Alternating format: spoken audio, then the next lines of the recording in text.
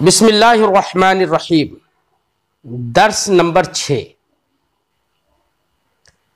दर्स number 6 में बेटा दो बातें हमें सीखना है जो हम पहले भी इससे पहले सबक में भी सीख चुके हैं। इससे पहले सबक में हमने आपको बताया था कि दो लफ्जों से, कभी कभी दो लफ्जों का मजमुआ जो होता है, मुरक्कब जिसे हम कहते हैं,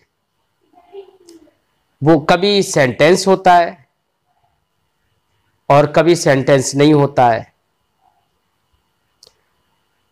अगर ऐसा लफ्ज है कि उसमें बोलने वाला बोलकर खामोश हो जाता है और सुनने वाले को पूरी बात मालूम हो जाती है, तो उसी को सेंटेंस और जुमला कहते हैं बेटा। जैसे हमने कहा था अल कुरान किताबुन, कुरान एक किताब है, तो वहां पर कुरान पर हमने किताब होने का हुक्म लगा दिया। हमने जैसे ये जुमला बोला तो आपको समझ में आ गया कि मैंने खबर दी है कि कुरान एक किताब है, तो आपको एक खबर मालूम हो गई। ऐसे ही मैंने कहा अल वरक़ु अख़दरु, वरक का माना बेटा कागज भी होता है, वरक का माना कोई भी पतली चीज, और वरक का माना पत्ता भी होता है। अल वरक़ु अख़दरु, पत्ता हरा है, अख़दर का माना होता है हरा। तो यहां पर भी आपको खबर मालूम हो गई बेटा। तो एक चीज अगर दूसरी चीज के लिए साबित की जाती है, तो जो चीज साबित की जाती है बेटा उसे मुस्नद कहते हैं। मैंने इससे पहले सबक में बताया था शायद, उसे मुस्नद कहते हैं। और जिस चीज के लिए साबित की जाती है उसे मुस्नद इलैह कहते हैं। मिसाल के तौर पर हमने कहा अल कुरान किताबुन, कुरान एक किताब है, तो कुरान के लिए हमने किताब होना साबित किया। किताब होने का हुक्म हमने लगा दिया किस पर? कुरान पर। तो इस मिसाल में अल कुरानो मुस्नद इलैह होगा, क्योंकि उस पर हुक्म लग रहा है, उसके लिए साबित किया जा रहा है किताब होना। और किताबुन ये मुस्नद होगा। तो मुस्नद और मुस्नद इलैह से मिलकर पूरा जुमला बन जाता है, उसी को सेंटेंस कहते हैं इंग्लिश में। तो अल कुरान किताबुन पूरा जुमला बन गया ना बेटा। अल किताब अरबियुन पूरा एक जुमला बन गया ना। जुमला जहां पर होता है बेटा तो वहां पर एक मुस्नद होता है, एक मुस्नद इलैह होता है। तो आपने पढ़ा था अल कुरान किताबुन में अल कुरान मुस्नद इलैह है और किताबुन मुस्नद है। अब मैं यहां पर एक बात आपको और बता दूं, जो मुस्नद इलैह होता है ना उसको मारफा लाते हैं। मारफा का मतलब होता है उस पर अलिफ लाम दाखिल कर देते हैं। जैसे अल कुरान, ये मुस्नद इलैह है, अलिफ लाम आ गया ना, अल कुरान। और किताबुन वो मुस्नद है, और मुस्नद के बारे में ये है जाब्ता और अस्ल ये है कि वो बगैर अलिफ लाम के आता है। और बगैर अलिफ लाम के लफ्ज को बेटा नकरा कहते हैं। क्या कहते हैं? नकरा। क्योंकि अलिफ लाम डेफिनेट करने के लिए होता है, मुतय्यन करने के लिए होता है। ठीक है। अब जो मुस्नद इलैह होगा उस पर चूंकि हुक्म लगेगा, और आप कोई भी हुक्म लगाएं, किसी के लिए कोई चीज साबित करें, तो आप चीज को साबित करें, कोई बात को साबित करें, और ये मालूम ना हो किसके लिए साबित करें, ये तो इम्पॉसिबल नहीं है, मुमकिन ही नहीं है ये तो। इसलिए जिस पर आप हुक्म लगाएंगे वो मुतय्यन होना जरूरी है, इसलिए अलिफ लाम उस पर दाखिल हो जाता है। अगर वो पहले से मुतय्यन नहीं होता है, डेफिनेट नहीं होता है, तो उसको डेफिनेट करने के लिए अलिफ लाम लगा देते हैं। जैसे इंग्लिश में किसी इनडेफिनिट को डेफिनेट बनाने के लिए लफ्ज़े दा लगा देते हैं, THE दा। ठीक है ना, वही काम अलिफ लाम करता है।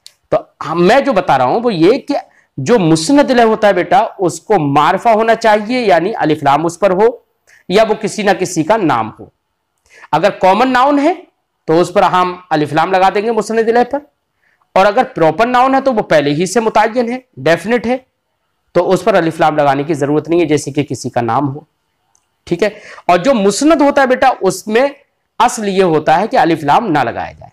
इसीलिए दर्स नंबर 5 में आपने जितनी मिसालें पढ़ी उन सारी मिसालों में आपने देखा कि जो मुस्नद इलैह है उस पर अलिफ लाम लगा हुआ है, और जो मुस्नद है उसको उस पर अलिफ लाम लगा हुआ नहीं है। ठीक है। जो मुस्नद इलैह होता है बेटा उसी को यहां पर हमने मुब्तदा कहा था, और जो मुस्नद होता है उसी को हमने खबर कहा था। तो दूसरे लफ्जों में ये कहो कि मुस्नद इलै यानी मुब्तदा मारफा होता है, यानी उस पर अलिफ लाम होता है, और किताबुन मुस्नद और जो खबर होती है वो नकरा होता है, यानी उस पर अलिफ लाम नहीं आता है। तो अगर हमने बेटा आपसे ये कहा कि दरख्त लंबा है, तो यहां पर दरख्त के लिए लंबा होने का सबूत किया जा रहा है, तो जिसके लिए सबूत किया जाए वो मुस्नद इलै और वो मुब्तदा कहलाता है। लिहाजा दरख्त मुस्नद इलै और मुब्तदा हो जाएगा, और लंबा है ये उसकी खबर हो जाएगी। ठीक है, जब खबर हो गई तो अब यहां पर हम मुस्नद इलै जो मुब्तदा है उसको हम अरबी जब बनाएंगे तो अलिफ लाम ले आएंगे और हम कहेंगे अश्शजरु, और जो मुस्नद जो खबर है उस पर अलिफ लाम नहीं लाएंगे, उसको नकरा रखेंगे, उसको मारिफा नहीं बनाएंगे और कहेंगे अश्शजरु तवीलुन, दरख्त लंबा है। ठीक है बेटा, ये बातें इससे पहले सबक में भी हमने समझी थी, आज भी हमने समझा दी। अब यहां पर बेटा डेफिनेट और इनडेफिनेट जो हमने पहले समझा दिया था वही यहां पर देखो। अब दर्स नंबर 6 में एक बात और बता रहे हैं बेटा। कभी कभी एक तो वर्ब आपने पढ़ा है, फेल पढ़ा है, एक इस्म पढ़ा है, नाउन जिसे कहते हैं, और कभी कभी आप हर्फ भी देखते हैं। कभी किसी इस्म पर हर्फ भी दाखिल हो जाता है। जैसे इंग्लिश में मिसाल के तौर पर हमने कहा हाउस, हाउस का माना घर होता है, और हमने कह दिया इन हाउस, घर में, तो जो इन है ना, इन, इसको बेटा हर्फ कहते हैं। अरबी जबान में उसे हर्फ कहेंगे। ऐसी जैसे इंग्लिश में हमने इन हाउस कहा, ऐसी अरबी में अगर हाउस घर के लिए हम क्या कहें, अलबैत, तो घर में यहां पर मे के लिए या अंदर के लिए क्या कहेंगे। जैसे इंग्लिश में इन लगाया, वैसे ये अरबी जबान में भी हर्फ होता है बेटा, और जो हर्फ होता है जो इनके माना में आता है वो होगा लफ्ज फी। तो अब यहां पर वहां कहा इन हाउस, अब हम हाउस की अरबी यहां पर हमने बना दी अलबैत, तो अब हम यहां पर क्या कहेंगे, फिल बैत, क्या कहेंगे, फी लगा देंगे, तो माना होगा घर में। बात समझ में आ गई। तो फी, ऐसी अला, ऐसी लाम, ऐसी इला, मिन, ये चंद हुरूफ यहां पर साहिब किताब किसी लफ्ज के साथ लगाकर बता रहे हैं। चंद हुरूफ में, वैसे तो हुरूफ, ये हुरूफ बेटा हुरूफ जार्रा कहलाते हैं अरबी में। हुरूफ जार्रा इनको इसलिए कहते हैं कि ये हुरूफ जिस लफ्ज पर दाखिल होते हैं ना, जिस लफ्ज से पहले आते हैं उस लफ्ज के आखिर में जेर दे देते हैं। जेर को ही अरबी में जर कहते हैं, उसके आखिर में जर दे देते हैं, यानी जेर दे देते हैं। जैसे अलबैतो है ना, तो अलबैतो में ते पे पेश है अभी, लेकिन जब हम इस पर फी दाखिल कर देंगे और कह देंगे फिल बैती, तो ता पर क्या आ गया, जेर आ गया ना। इसी जेर को ही अरबी जबान में आप अभी ये समझिए कि जर कहते हैं। तो जर किसकी वजह से आया, फी की वजह से, और जर लाने वाला या जर देने वाले को अरबी जबान में जार कहते हैं, इसीलिए फी को हर्फ जार कहते हैं, यानी जर देने वाला हर्फ। तो जर देने वाले हर्फ तो बेटा अरबी जबान में 17 हैं। अभी आपकी इब्तिदाई किताब है, इसमें 5-6 हुरूफ आपके लिए जिक्र कर रहे हैं जिनका इस्तेमाल खूब होता है, ऐसे हुरूफ जिक्र कर रहे हैं। तो सबसे पहले तो आप चंद हुरूफ जार्रा जो है, जो जर देने वाले यानी आखिर में जेर देने वाले जो हुरूफ होते हैं, वो हुरूफ पहले आप शुमार कर लीजिए। यहां पर क्या क्या जिक्र कर रहे हैं। सबसे पहले तो हर्फ जिक्र किया फी, फी का माना होता है में, है ना। एक लफ्ज हर्फ, एक हर्फ जिक्र किया अला, अला का माना होता है बेटा पर, है ना। जैसे इंग्लिश में ऑन कहते हैं ना, ऑन, ऐसे अरबी में अला कहेंगे। ठीक है। इला, इला का माना होता है बेटा तक। जैसे इंग्लिश में हम टू कहते हैं ना, फ्रॉम बरेली टू दिल्ली, बरेली से दिल्ली तक। तो तक जो टू जो है ना इंग्लिश में, वैसे अरबी जबान में इला होता है, इला का माना तक। ठीक है। और एक लफ्ज यहां पर जिक्र कर रहे हैं लाम, जैसे लिल वलदे में लाम, तो ये लाम का माना होता है लिए। अब हम कहेंगे लिल वलदी, इसका माना हो जाएगा बेटा लड़के के लिए। ठीक है। तो लाम इस पर लग गया, तो लाम का माना लिए। तो अब तक हमने 4 हुरूफ पढ़ लिए, 4 हरफ जार पढ़ लिए। हर्फ जार क्यों कह रहे हैं? क्योंकि वो जिस लफ्ज पर आएगा वो उस लफ्ज के आखिर में जर दे देगा, यानी जेर देगा। ठीक है। और एक लफ्ज बता रहे हैं मिन। मिन का माना होता है बेटा से, जिसको इंग्लिश में हम फ्रॉम कहते हैं। फ्रॉम की अरबी अगर हम बनाएं तो मिन कहेंगे। जैसे हम कहें फ्रॉम बरेली टू दिल्ली, अब इसी को हम अरबी में कहें तो फ्रॉम की जगह पर हम मिन लेकर आएंगे, और बरेली की जगह, वो तो नाम है तो बरेली की जगह बरेली लेकर आएंगे, और टू की जगह पर हम इला लेकर आएंगे, और दिल्ली भी नाम है एक शहर का तो उसके हम वहां पर भी दिल्ली ही लेकर आ जाएंगे। तो अब हम इसके अरबी में अगर हम इसी को कहें फ्रॉम बरेली टू दिल्ली, तो अब इसको हम अरबी में कहेंगे मिन बरेली इला दिल्ली। ठीक है। तो ये बेटा हुरूफ हैं, ये हुरूफ जार्रा कहलाते हैं। हुरूफ जार्रा अरबी में कितने हैं? 17 हैं। इंशाअल्लाह अगले साल की सिलेबस में आप पढ़ेंगे तफसील से। मैं आपको यहां पर गिनाना चाहूं तो मैं गिना सकता हूं, मुझे तो याद ही है। वो हुरूफ जार्रा 17 हैं, उनको मैं एक शेर में गिना सकता हूं। बाओ ताओ काफो लामो बाओ मुजो मुज खला रुब्बा हाशर मिन आदाफी अन अला हत्ता इला, लेकिन आपको अभी याद नहीं होंगे। अभी तो आप यहां पर जितना किताब वाले जिक्र कर रहे हैं ना उतने याद कर लीजिए। तो ये मैंने अभी आपके सामने 5 हुरूफ जिक्र किए हैं, 5 हुरूफ जार्रा।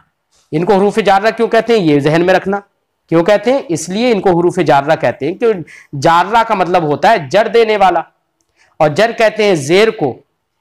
लिहाजा जिस लफ्ज पर ये हुरूफ आएंगे उस लफ्ज के आखिर में ये जेर दे देंगे। ठीक है। अब यही हुरूफ लगाकर साहिब किताब बता रहे हैं। अब यहां पर तो आपने समझ लिया कि हुरूफ जार्रा जो हैं लफ्ज के आखिर में जेर दे देते हैं। ठीक है। ये एक बहुत अहम ग्रामर है। कुरान पाक में आप जगह जगह पढ़ेंगे ना, जहां पर भी हुरूफ जार्रा आते हैं वहां पर आप देखेंगे कि हुरूफ जार्रा के लगने की वजह से वहां पर जर आ गया है। मिसाल दूं मैं आपको, सूरह फातिहा आप पढ़ते हैं, सूरह फातिहा पढ़ते हैं तो पढ़ते हैं अल्हम्दुलिल्लाही, तो लिल्लाही में देखो लाम आ गया ना। जैसे हमने यहां पर लिल वलदी बताया तो लिल्लाही, तो लफ्ज अल्लाह के आखिर में हा है, उस हा पर क्या आ गया? जेर आ गया। अल्हम्दुलिल्लाहि रब्बिल आलमीन, तो वहां पर आ गया ना लिल्लाही में जेर आ गया। अब यहां पर बेटा मिसालें किताब में जो दी हैं मैंने तो समझा दी, अब उनका तर्जमा करते हैं। अब बात तो आपकी समझ में आ गई होगी। दर्स नंबर 6, अल बैतो, इसका माना होता है घर। अल मदरसतो, अरबी जबान में मदरसा बोला जाता है। मदरसा का माना होता है बेटा, इंग्लिश में इसी को स्कूल कहते हैं, और हिंदी में उसी को विद्यालय कहते हैं, और अरबी में मदरसा कहते हैं। ठीक है। तो स्कूल, विद्यालय, मदरसा सब एक ही होता है। अब आज के ज़माने में पढ़ाई के एतबार से जहाँ पर दीनी तालीम हो रही है उसको मदरसा कहने लगे, जहाँ पर अंग्रेज़ी तालीम हो रही है अब उसे स्कूल कहने लगे। तो अब तो लोगों ने फ़र्क कर दिया है पढ़ाई के एतबार से, वरना तो माना के एतबार से अरबी ज़बान में मदरसा उसी को कहते हैं जिसको स्कूल या विद्यालय कहते हैं। ठीक है। अल बैतो घर, अल मदरसा तो मदरसा, फिल बैती, देखो फी दाखिल कर दिया हमने तो ता पर जेर आ गया ना। फिल बैती, और फी का माना में, तो माना होगा फिल बैती घर में, फिल मदरसती मदरसे में, है ना। अल फरसु का माना घोड़ा, पढ़ा है आपने इससे पहले। अल जमलु का माना ऊंट भी पढ़ा है आपने। ठीक है। अल जमलु का माना ऊंट। अल फरसी, अब अल फरसी का माना क्या हुआ? घोड़े पर, क्योंकि आला का माना पर होता है बेटा। ठीक है। और अल जमली, इसका माना क्या हुआ? अला का माना पर, अल जमल का माना ऊंट, अल जमली ऊंट पर। और अल मैदानों का माना मैदान, उर्दू में भी मैदान ही बोलते हैं, फील्ड के माना में। इंग्लिश में फील्ड कहते हैं और उर्दू में मैदान कहते हैं, अरबी में भी मैदान ही कहते हैं। अल मैदानों का माना फील्ड या मैदान। अल मस्जिदों का माना सजदा करने की जगह, तो मस्जिद हम जिस जगह पर सजदा करते हैं, इबादत करते हैं, उसी को मस्जिद कहते हैं ना। अल मस्जिदों का माना होता है मस्जिद, सजदा करने की जगह। अब इसी में इला लगा दो तो इला का माना तक होता है, माना होगा इलल मैदानी, मैदान तक। इलल मस्जिदी, मस्जिद तक। अब आपको यहां पर एक तो ये देखना है कि ला, अला और फी जब लगे हैं तो माना क्या हुआ इनका। दूसरा आपको ये देखना है कि जिस लफ्ज पर ये दाखिल हुए उसके आखिर में इन्होंने जेड दे दिया है। ये बात ध्यान में रखना है। अरबी जबान में कहीं पर भी अगर किसी लफ्ज पर ये हुरूफ में से आप कोई हर्फ देखें तो बिला झिझक जिस लफ्ज पर ये दाखिल हो उस लफ्ज के आखिर में आप जेर देकर पढ़ दे हमेशा। जैसे लिल्लाही है ना। अल वलदो, अल वलदो का माना लड़का, अल वालिदो का माना वालिद। वालिद का माना बाप होता है और वलद का माना बेटा होता है। लिल वलदी, इसका माना क्या हुआ? लड़के के लिए, है ना। बीच में ब्रैकेट में चूंकि लिल वलदी, अल वलद में भी लाम है और लाम भी उस पर लग रहा है एक, तो दो लाम आ रहे हैं ना, तो दो ब्रैकेट में उसको अलग अलग करके दिखा दिया है और फिर जोड़कर लिख दिया है कि जोड़कर ऐसे लिखेंगे, अलग अलग ऐसे होता है। दर हकीकत जब अलग अलग होता है तो अल वलद में जो अलिफ है ना, हमजा जो दिख रहा है लाम से पहले, हमजा, इसे हमजा कहते हैं बेटा, इसे अलिफ नहीं कहते हैं। लोग अलिफ बोलते हैं लेकिन ये हमजा होता है। जो ऐसे लिखा होता है ना खड़ा खड़ा, अगर उस पर जबर जेर पेश अगर आ जाता है तो वो हमजा कहलाता है, और जिस पर जबर जेर पेश नहीं आता है तो उसको अलिफ कहते हैं बेटा। ठीक है, तो अल वलद में हमजा है और हमजे के बाद लाम है, और फिर एक लाम लिल वलद में लाम जो है उसमें हम लगाएंगे तो दो लाम साथ में जमा हो जाएंगे। तो जो पहला जो हमजा है ना, वो हमजा बेटा गिर जाता है लिखने में। जब मिला के लिखेंगे ना तो हमजे को गिरा देंगे।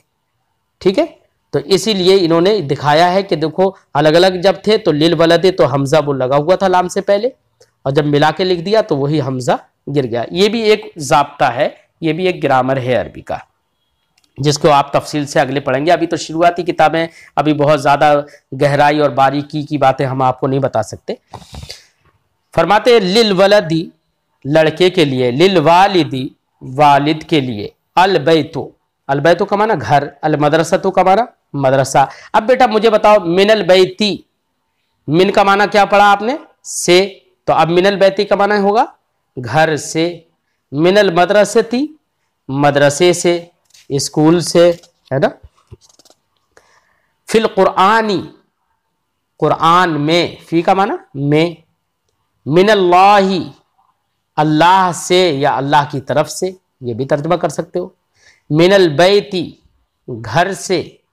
इलल मस्जिदी, मस्जिद तक, और इला का माना तक भी होता है बेटा और तरफ भी होता है। ये भी कह सकते हैं इलल मस्जिद, मस्जिद की तरफ, ये भी तर्जुमा कर सकते हैं आप।